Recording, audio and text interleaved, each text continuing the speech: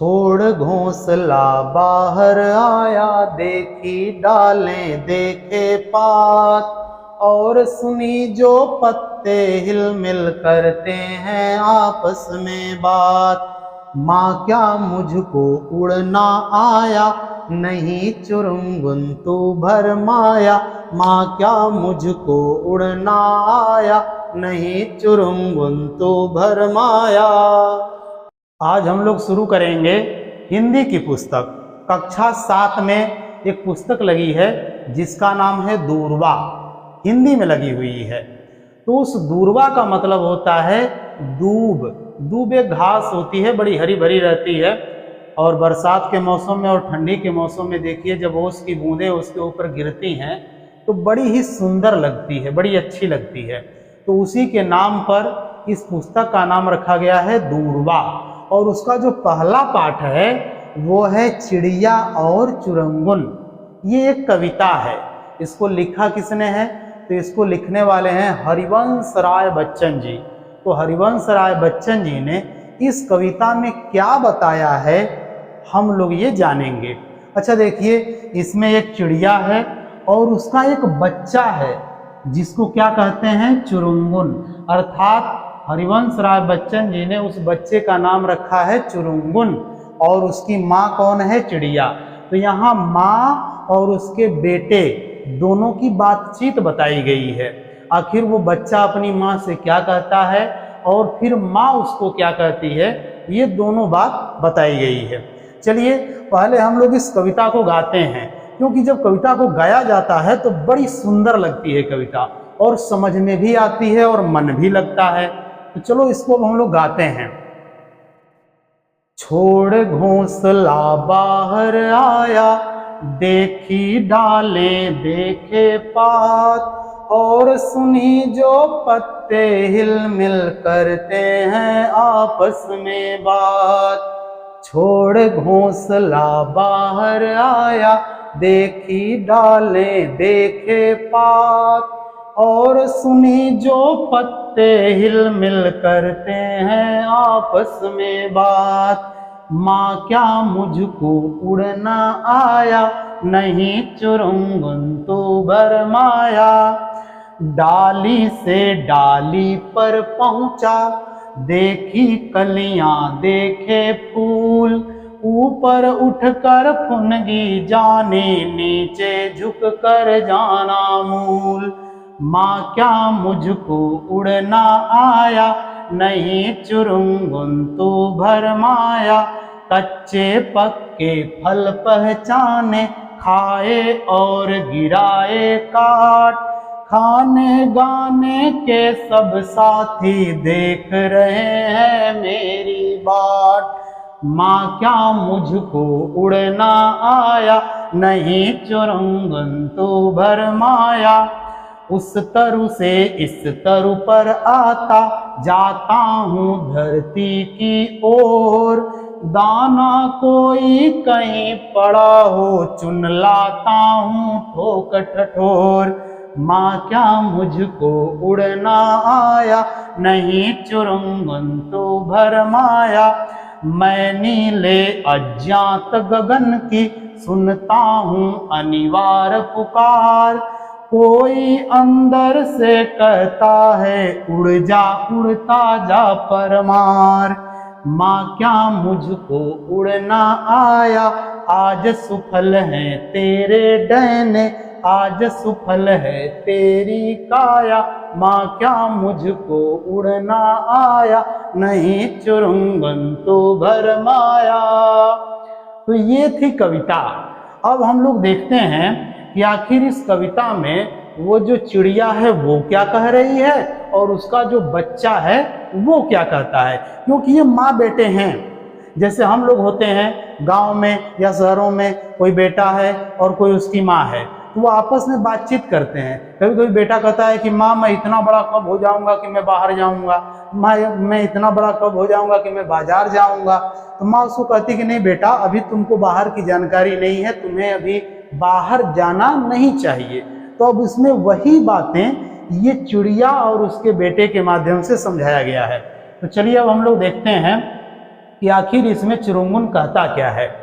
छोड़ घोंसला बाहर आया, तो देखिए छोड़ घोंसला अर्थात अपने घोंसले को छोड़ करके बाहर आया। कौन आया? चिरुंगुन आया। चिरुंगुन मतलब चिड़िया का जो बेटा है। तो छोड़ करके अपने घोंसले को वो बाहर आ गया। और देखी डालें देखे पात, और जब वह घोंसले से बाहर आया तो क्या देखा? तो उसने डालों को देखा, पेड़ की जो डालें हैं, डालियां हैं, उनको देखा। और क्या देखा? पत्तों को देखा। और सुनी जो पत्ते हिलमिल, और उसने सुना क्या? कि जो पत्ते हैं वो हिलमिल कर रहे हैं, अर्थात आपस में करते हैं आपस में बात। जब हवा चलती है और पत्ते आपस में टकराते हैं तो ये जो चिरुंगुन है ये सोच रहा है कि अरे ये पत्ते तो आपस में बातचीत कर रहे हैं। समझ में आया? और फिर जब इतनी सारी बातें कर लिया, क्या क्या किया? घोंसले से बाहर आ गया, उसने डालों को देखा, पत्तों को देखा, और उसके बाद उसने देखा कि पत्ते आपस में बात कर रहे हैं, क्योंकि हवाएं चलती हैं तो जब पत्ते आपस में टकराते हैं तो आवाज आती है। तो वो सोच रहा है कि ये पत्ते आपस में बात कर रहे हैं। तो फिर वो क्या कहता है? माँ, अपनी माँ से कहता है क्या मुझको उड़ना आया? कह रहा है कि माँ क्या मुझे उड़ना आ गया? तो वो क्या कहती है माँ? नहीं चिरुंगुन। कहती है अरे नहीं चिरुंगुन, नहीं मेरे बेटे, तू भरमाया, अरे तू अभी भरम में है, तुझको ठीक से उड़ना नहीं आया। अब सोचिए, इसको एक बार पूरा देख लेते हैं। ये जो इतना है, कविता प्रारंभ होती है, जो चिरुंगुन है वो करता क्या है? घोंसले को छोड़ करके बाहर आता है, अर्थात घोंसले से बाहर आता है और डालियों को देखता है, पत्तों को देखता है। पत्ते आपस में बातचीत करते हुए मालूम पड़ते हैं, क्योंकि जब हवा चल रही तो पत्ते टकरा रहे हैं। तो जब ये सब देखता है तो उस माँ को बुलाता है और कहता क्या है? माँ क्या मुझको उड़ना आ गया? तो वो कहती है नहीं चिरुंगुन, तू भरमाया, है चिरुंगुन तू अभी भरम में है, तुझे उड़ना नहीं आया। अब देखिए फिर उसके बाद और क्या कहता है?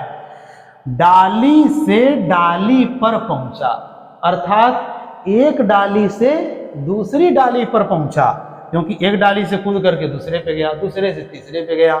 और देखी कलियां देखे फूल, और उसने क्या देखा? कलियां देखा और फूल देखा, क्योंकि पेड़ों पर फूल लगे हैं, कलियां भी हैं। कलियां क्या होती हैं? जब फूल नहीं खिला होता है तो उसे कली कहते हैं, बंद होता है, फिर जब वो खिल जाता है तो फूल हो जाता है। ऊपर उठकर फुनगी जानी, नीचे झुककर जाना मूल, अर्थात जब वो ऊपर गया और डालियों पे चढ़ता चढ़ता जब ऊपर गया तो उसने क्या देखा? तो कह रहा है कि मैंने फुनगी जानी। फुनगी जानते हैं? पेड़ में जो डालियों में नई नई शाखाएं निकलती हैं, नए नए पत्ते निकलते हैं, तो उनको फुनगी कहा जाता है। तो वो ज्यों-ज्यों ऊपर चलता गया, डाली से और ऊपर चलता गया, तो आगे उसने फुनगी भी देखा। और नीचे झुक कर जाना मूल, और जब उसने नीचे झुक करके देखा तो मूल को देखा। मूल माने जड़, पेड़ की जड़ को भी देख लिया, अर्थात पेड़ के नीचे भी देख लिया और पेड़ के ऊपर भी देख लिया। किसने देखा है? चिरुंगुन ने देखा है। और जब यह वो सब देख लेता है तो उसे लगता है कि मैं तो इतनी दुनिया देख लिया। तब वो अपनी माँ से फिर पूछता है क्या? कि माँ क्या मुझको उड़ना आया? कह रहा है कि ऐ माँ मुझे बताओ कि क्या मुझे उड़ना आ गया, क्योंकि मैं तो एक डाली से दूसरे डाली पे चला जा रहा हूँ। मैं फुनगी देख लिया, मैं पेड़ की जड़ को देख लिया, मैंने कलियां देख ली, मैंने फूलों को देख लिया, तो मुझे तो लग रहा है कि अब मैं सब कुछ जान गया। तो माँ बताओ कि क्या मुझे उड़ना आ गया? तो देखो माँ क्या कहती है? नहीं चिरुंगुन तू भरमाया। वो फिर कहती है कि अरे नहीं नहीं चिरुंगुन, अभी तुझे उड़ना नहीं आया, अरे अभी तू भरम में है, अभी तुझे ठीक से उड़ना नहीं आया है। अब देखिए आगे क्या कहता है वो, देखिए कच्चे पक्के फल पहचाने। फिर अपनी माँ से कह रहा है, क्योंकि बार बार उसकी माँ उसको कह दे रही है कि नहीं नहीं तुमको उड़ना नहीं आया, तुम अभी उड़ना नहीं जान पाए। तो फिर वो सोचता है कि कुछ और बातें बताऊं माँ को, तो माँ को लगेगा कि हाँ हाँ लगता है मेरा बेटा इतना जान गया, तो अब इसे उड़ना आ गया। तो फिर वो कहता है कि कच्चे पक्के फल पहचाने। कह रहा है कि ऐ माँ, मैं कच्चे और पक्के फलों को पहचान लेता हूँ, और खाए और गिराए काट, मैंने कुछ फलों को खा लिया और कुछ फलों को गिरा दिया काट करके। और खाने गाने के सब साथी, कह रहा है कि ऐ माँ, मेरे जो और साथी हैं ना, जैसे गांव में या शहरों में या कहीं पर भी छोटे छोटे बच्चे होते हैं, तो उनके छोटे छोटे साथी भी होते हैं, तो इंतजार करते हैं कि कब वो आएगा तो हम उसके साथ खेलने जाएंगे। तो चुरुंगुन के भी साथी हैं, चुरुंगुन के भी दोस्त हैं, मित्र हैं। तो वो कह रहा है कि खाने और गाने के, अर्थात जो मेरे साथ खाते हैं और जो मेरे साथ गीत गाते हैं, वो मेरे साथी देख रहे हैं मेरी बाट माने रास्ता, राह। अर्थात ऐ माँ, मेरे खाने, ऐसे साथी जो मेरे साथ खाते हैं, ऐसे साथी जो मेरे साथ गाना गाते हैं, वो सब मेरी राह देख रहे हैं, मेरा इंतजार कर रहे हैं। फिर पूछता है माँ, क्या मुझको उड़ना आया? कह रहा है कि माँ, क्या मुझे अब उड़ना आ गया? तो फिर वो कहती है, नहीं चुरुंगुन, तू भरमाया। करे कि नहीं चुरुंगुन, तू अभी भ्रम में है, तुझे उड़ना नहीं आया है। तो फिर वो क्या कहता है, उस तरु से इस तरु पर आता। कह रहा है कि उस तरु माने पेड़, उस पेड़ से इस पेड़ पर मैं आ जा रहा हूँ, इस पेड़ से उस पर चला जा रहा हूँ, जाता हूँ धरती की ओर। कह रहा है कि माँ, मैं इस पेड़ से उस पेड़ पे, उस पेड़ से उस पेड़ पे चला जा रहा हूँ, मैं तो धरती की ओर तक चला जा रहा हूँ, और छोर तक चला जा रहा हूँ। और दाना कोई कहीं पड़ा हो, कहीं पर भी कोई क्या पड़ा हो, दाना, जिसको वो लोग खाते हैं, चिड़िया जो खाती हैं, तो कहीं पर भी पड़ा हो, चुन लाता हूँ, मैं उसको चुन लाता हूँ ठोक ठठोर। अर्थात मैं उसको किसी भी प्रकार से अपनी चोंच से उठा लेता हूँ उस दाने को।